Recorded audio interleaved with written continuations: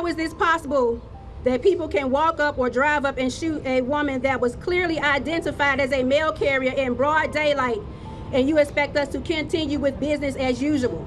This is the story of Octavia Redmond, a 48-year-old mail carrier in Chicago who was tragically shot and killed while on her delivery route. Redmond was a dedicated postal worker for over 15 years, known for her friendly presence in the West Pullman neighborhood. On July 19, 2024, around noon, she was reportedly shot multiple times by an unknown assailant who then fled the scene in a vehicle. Who killed Octavia? What could possibly be the motive behind the senseless murder of a beloved mail carrier? This horrifying act left her family, friends, and neighbors devastated, and the search for her killer continues to haunt the city. Welcome to Viral Crimes. Subscribe and hit the bell icon for more stories. This story takes us to Chicago, Illinois, a bustling metropolis renowned for its architectural marvels, vibrant art scene, and diverse neighborhoods.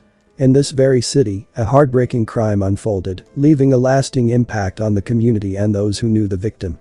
Octavia Redmond was a 48-year-old postal worker who lived and worked in the West Pullman neighborhood of Chicago. She was an amazing mother who would do anything for her children. She was also a beloved wife, married to the love of her life. Octavia had been working as a letter carrier for over 15 years, serving her community with dedication and a smile that brightened the day of everyone she met. She was known affectionately as the mother to the neighborhood, a testament to her nurturing nature and the genuine care she showed for the people around her. Octavia's job as a mail carrier was more than just a profession, it was a calling. She took pride in her work, ensuring that mail delivery was efficient and reliable for the community she served. Her daily route allowed her to connect with residents, many of whom looked forward to their brief but meaningful interactions with her. Neighbors and friends described her as a nice lady who didn't bother anybody, always coming up and down the block with a warm greeting and a cheerful demeanor. She was the type of person who would hand out small treats to children, adding a personal touch to her daily responsibilities. Despite the challenges that came with her job, Octavia remained positive and resilient. However, her life took a devastating turn, leading to a crime that left many in shock and disbelief. Octavia's life was tragically cut short on July 19, 2023, when she was brutally murdered while performing her duties in the West Pullman neighborhood. It occurred on a seemingly ordinary Friday morning. Octavia was in front of a house on South Harvard Avenue, just doing her job, when an unidentified male approached her and, without warning, shot her multiple times. The attack happened in broad daylight around 11:40 a.m., leaving the community in shock and fear. Witnesses reported hearing at least 8 to 10 gunshots and saw the suspect flee the scene in a vehicle, later identified as a white Dodge Durango. The vehicle was found torched the next day on the 8900 block of South Holland Road, adding another layer of mystery to the heinous act. Right now at 10, police may have a new lead as they search for the shooter who killed a Chicago postal worker on the job. This burned out vehicle found in the middle of a field. Sarah, we know police are searching for the man who walked up to Octavia Redmond yesterday morning and shot her. He got away. Now they've found his vehicle. Yeah, that's right, Tara. Police had been looking for this white Durango in connection with this case, though it is unclear because of how much it's been damaged, whether or not they'll be able to recover any evidence off of the vehicle. Take a look. There are few visual reminders of the chaos unleashed here Wednesday, but neighbors who didn't want to be on camera say the pain is still present.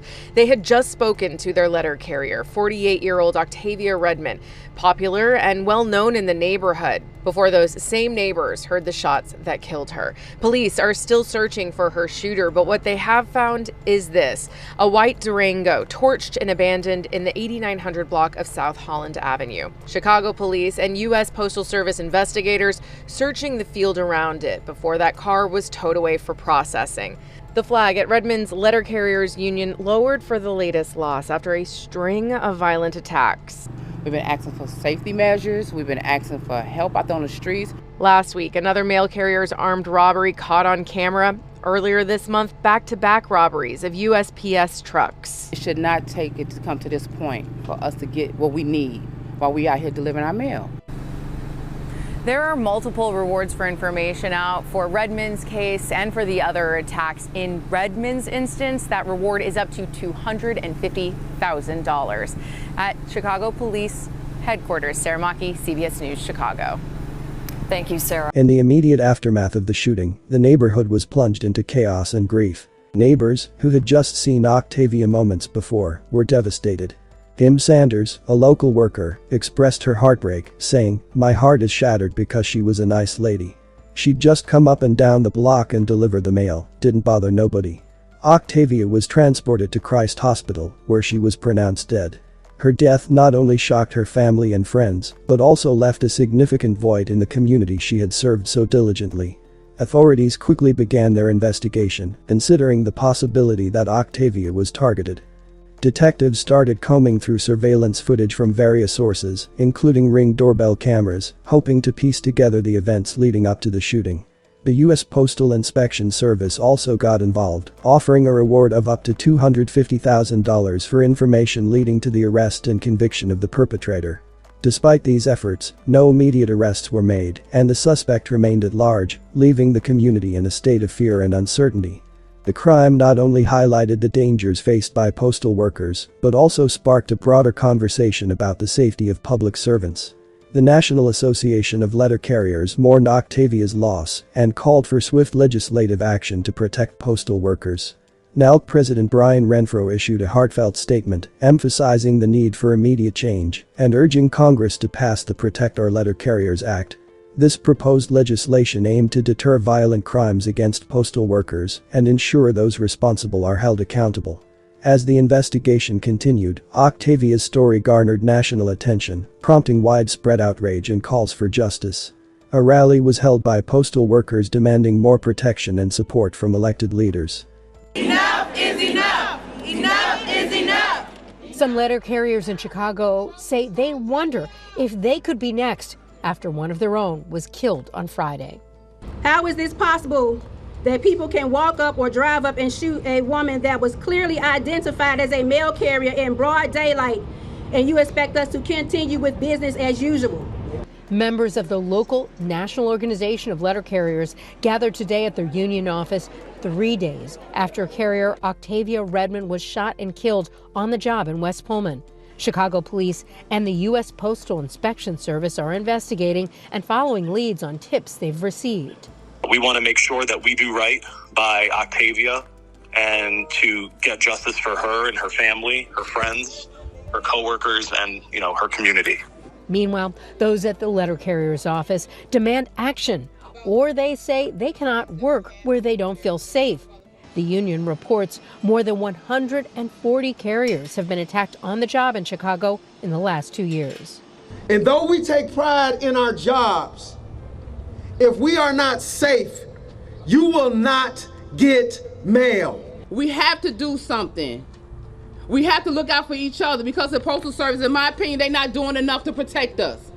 The spokesperson to the U.S. Postal Service in Chicago shared a statement which says, in part, the safety and security of our postal employees is of the utmost importance to the Postal Service. That's why we are continually strengthening our efforts to protect our employees through Project Safe Delivery.